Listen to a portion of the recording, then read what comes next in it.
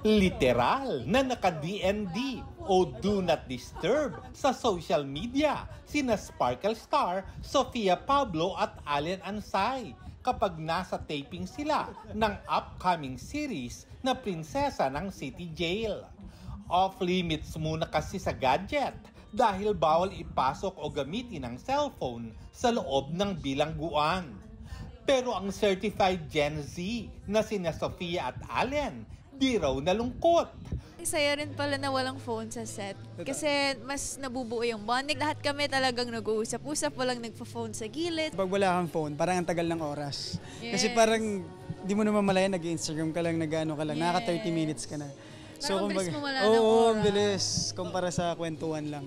Masayang ibinalita ng Team Alfia na marami na silang episodes na natapos para sa Prinsesa ng City Jail. At sobrang na-enjoy raw nila ang pakikipagtrabaho sa kanilang co-stars sa upcoming series sa Afternoon Prime.